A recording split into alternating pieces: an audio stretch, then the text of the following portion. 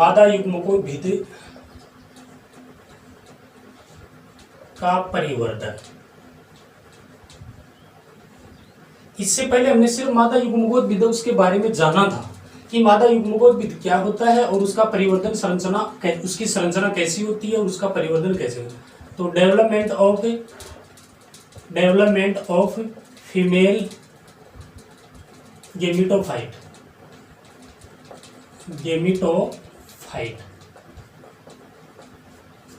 मादा युग्मकोद्भिद का जो परिवर्धन है वो कैसे होता है, ये देखते हैं पूरी प्रक्रिया इसकी। देखिए प्यारे विद्यार्थियों, हमने देखा था एक बीजांड जो संरचना होती है उस बीजांड में बीजांडकाय पाया जाता है, बीजांडकाय।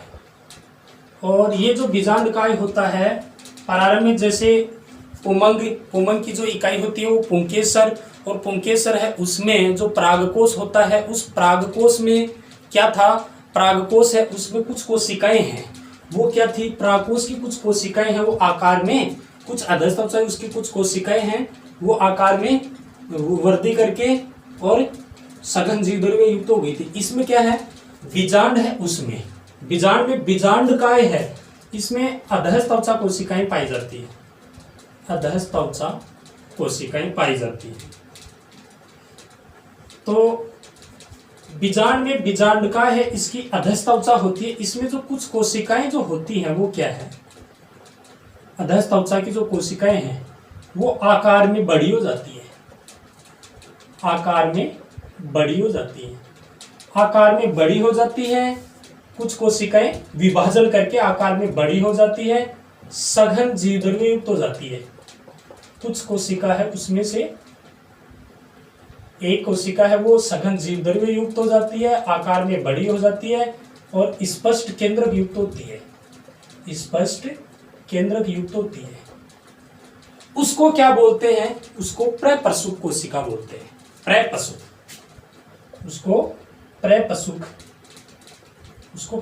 कोशिका बोलते हैं, पसुक कोशिका, प्रपसु कोशिका या प्रपसु कोशिका बोलते हैं उसको, तो प्रपसु कोशिका बोलते हैं।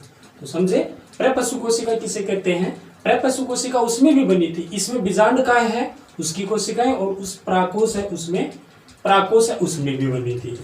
तो बीजांड के बीजांडकाय है उसकी अधस्तंभ कोशिकाएं, वो कुछ उनमें कुछ कोशिकाएं हैं वो विभाजन करके आकार में बड़ी हो जाती है, सघन जीवद्रव्य युक्त हो जाती है। अब उसमें से उस जो कोशिका जो आकार है जिसका बड़ा हो गया और एक प्रपसु आकार में बड़ी हो जाती है, उस कोशिका को क्या कहते हैं, प्रपसुका कहते हैं। ये प्रपसु कोशिका है, ये क्या करती है, प्रपसु कोशिका है, इसमें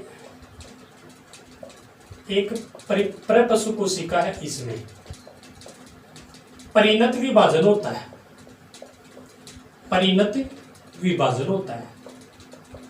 परिणत विभाजन से दो प्रकार की कोशिकाएं बनी, एक तो प्राथमिक द्वितीय कोशिका, दूसरी जो कोशिका उसको बोलते हैं प्राथमिक बीजाणुजन कोशिका, बीजाणुजन कोशिका। चित्र के माध्यम से देखते हैं कि ये प्रपसु कोशिका है जो आकार में बड़ी हो गई।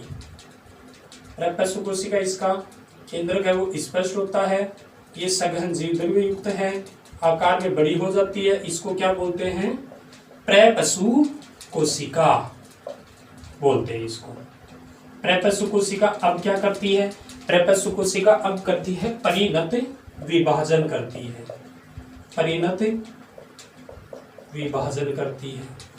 परिणत विभाजन से दो प्रकार की कोशिकाएं बनती हैं, एक तो बाहर की ओर और एक अंदर की ओर। ये कोशिका है और एक बाहर की ओर जो होती है, एक अंदर की ओर होती है। बाहर की ओर होती है उसको तो बोलते हैं, बाहर की ओर होती है उसको तो बोलते हैं प्राथमिक द्वितीय कोशिका, प्राथमिक द्वितीय कोशिका। अंदर की ओर होती है उसको बोलते हैं प्राथमिक बीजाणुजन कोशिका, प्राथमिक बीजाणुजन कोशिका बोलते हैं उसको। प्राथमिक बीजाणु द्वितीय कोशिका ये बाहर की ओर है और ये अंदर की ओर होती है। परिणत विभाजन से दो प्राथमिक भित्तीय कोशिका, प्राथमिक बीजाणुजनन कोशिका, बाहर की ओर ये अंदर की ओर। अब क्या करती है, प्राथमिक भित्तीय कोशिका होती है, इसमें या तो विभाजन होता नहीं है या फिर विभाजन होता है तो बारंबार विभाजन होता है। और प्राथमिक बीजाणुजनन कोशिका है, ये प्राथमिक बीजाणुजनन कोशिका है, ये निर्माण करती है आगे जाकर के गुरु बीजाणु मात्र कोशिका। ये है गुरु बीजाणु मात्र कोशिका।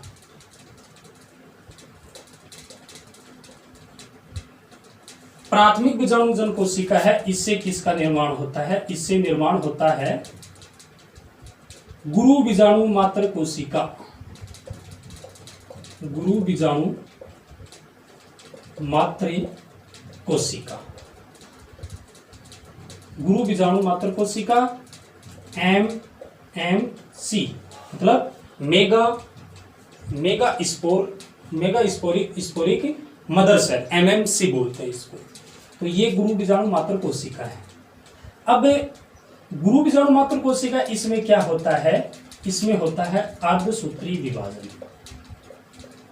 अर्धसूत्री विभाजन, अर्धसूत्री विभाजन होता है। अर्धसूत्री विभाजन होते ही क्या बनते हैं, इसमें अर्धसूत्री विभाजन होते ही 4 गुरु बीजाणु बनते हैं। 4 गुरु बीजाणु बनते हैं, चारों एक रेखीय क्रम में व्यवस्थित होते हैं इस तरह से, 1 2 3 4।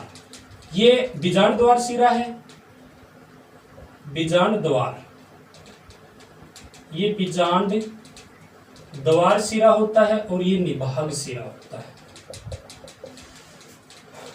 बीजांड द्वार सिरा, निभाग सिरा।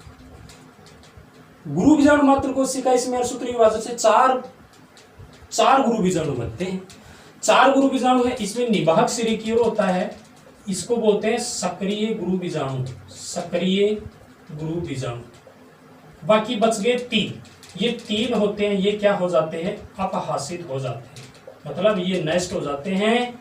सक्रिय गुरु बीजाणु इनका पोषण करने में काम ले लेता है। तो 3 अर्धसूत्री विभाजन 4 गुरु बीजाणु बने, जिनमें बीजाणु द्वार सिरे की ओर और निभाग सिरे की ओर ये एक सिर्फ ऊपर वाला सक्रिय गुरु बीजाणु है, ये सक्रिय रहता है। बाकी 3 होते हैं, ये नष्ट हो जाते हैं, अपहासित हो जाते हैं। सक्रिय गुरु बीजाणु इनसे पोषण कर लेता है और इस सक्रिय गुरु बीजाणु से ही मादा युग्मकोद्भिद का परिवर्तन होता है। एक नर मादा युग्म, जो मादा युग्मकोद्भिद का परिवर्तन होता है, इसमें एक घटना होती है गुरु बीजाणु जनन। तो गुरु बीजाणु जनन की क्रिया वो कैसे होती है, गुरु बीजाणु जनन, गुरु बीजाणु जनन। गुरु बीजाणु निर्माण की प्रक्रिया को क्या बोलते हैं, गुरु बीजाणु जनन कहते हैं। कैसे होती है, ये घटना है कि गुरु बीजाणु मात्र कोशिका सबसे पहले प्रेपस्व कोशिका है, ये इसको पहले गुरु बीजाणु जनन की क्रिया होती है, उसके बाद मादा युग्मकोद्भिद का परिवर्तन होता है, मतलब इसके। तो परिणत विभाजन से प्राथमिक बीजाणु 2 बनी, प्राथमिक बीजाणु से ये गुरु बीजाणु मात्र कोशिका बनी, और गुरु बीजाणु मात्र कोशिका अर्धसूत्री विभाजन से 4 गुरु बीजाणु बनाती है, जिसमें 3 नष्ट हो गए और 1 शेष बचता है, जिसको बोलते हैं सक्रिय गुरु बीजाणु। अब ये घटना है, उसी को कहते हैं गुरु बीजाणु। कैसे, गुरु बीजाणु मात्र कोशिका है, इससे गुरु बीजाणु मात्र कोशिका के द्वारा अर्धसूत्री विभाजन के द्वारा 4 गुरु बीजाणुओं का निर्माण होता है। गुरु बीजाणु निर्माण की इस प्रक्रिया को ही गुरु बीजाणु जनन कहते हैं। समझाना है तो इसको ऐसे समझा देंगे। तो गुरु बीजाणु जनन की प्रक्रिया है, इसको समझाया गया। अब यहाँ सक्रिय जो गुरु बीजाणु होता है, इससे निर्माण होता है मादा युग्मकोद्भिद। मतलब मादा युग्मकोद्भिद का जो परिवर्तन होता है वो कड़ी है, यहीं से होती है। ऊपर वाली जो प्रक्रिया है ये क्या है, गुरु बीजाणु जनन की क्रिया है, गुरु बीजाणु जनन, गुरु बीजाणु जनन, जिसको क्या बोलते हैं, मेगा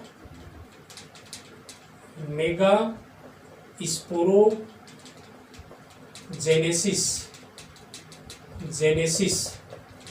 और यहाँ मादा युग्मकोद्भिद का जो परिवर्तन है अब होगा, यहाँ इसके बाद मादा युग्मकोद्भिद का परिवर्तन, मादा युग्मकोद्भिद का परिवर्तन, डेवलपमेंट ऑफ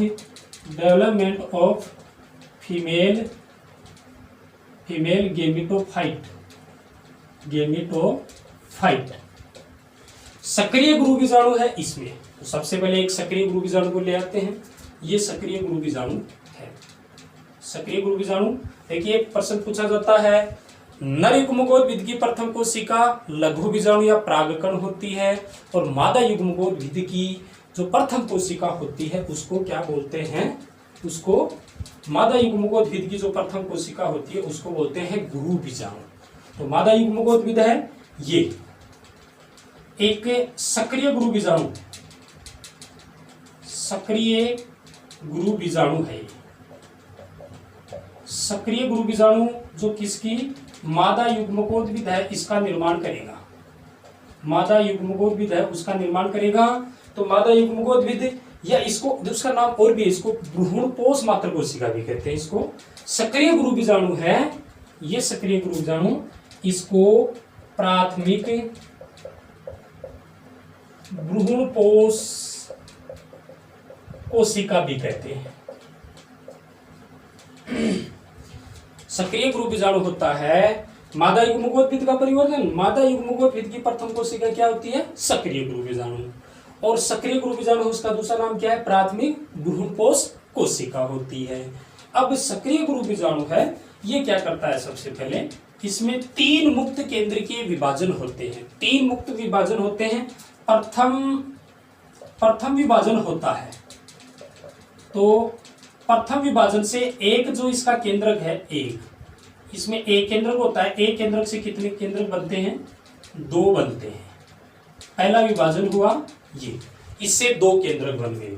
तो ये 2 केंद्रक और इनके चारों भित्ति का निर्माण होकर के 2 कोशिकाएं बन गई।